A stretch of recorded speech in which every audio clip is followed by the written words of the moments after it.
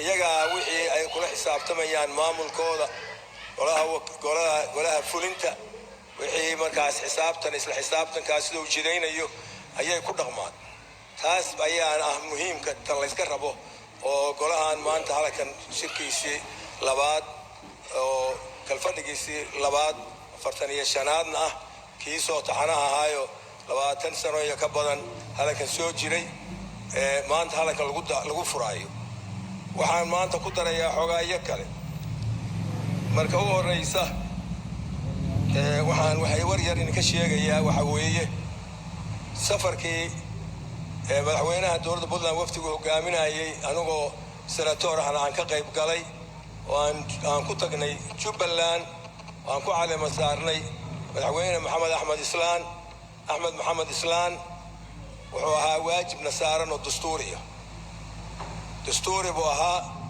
waxaana weeye doorashada halkaa ka dhacday inaan aqoonsano oo aan tagno kaliya ma ahayn waxaa tagay senatoriyaal badan oo hogaaminayay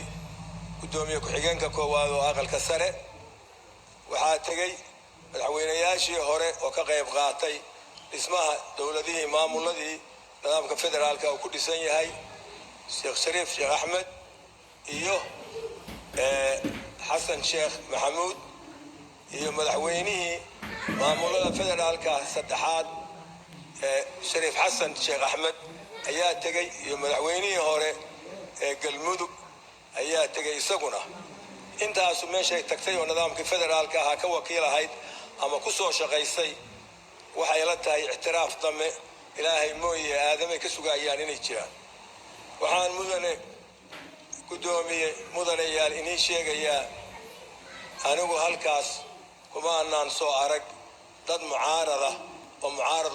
loo haysto waxaa joogay 2 nin oo cid ka dhaxadlayso oo meelo kale laga soo taabtay oo tagi waayay doorashadii meesheedii oo misna fidma u jooga inay naqaabilaan oo waftigii tagay meesha oo inta hadda inii sheegay kamid ahaa isku xil saarin inay la hadlaan diiday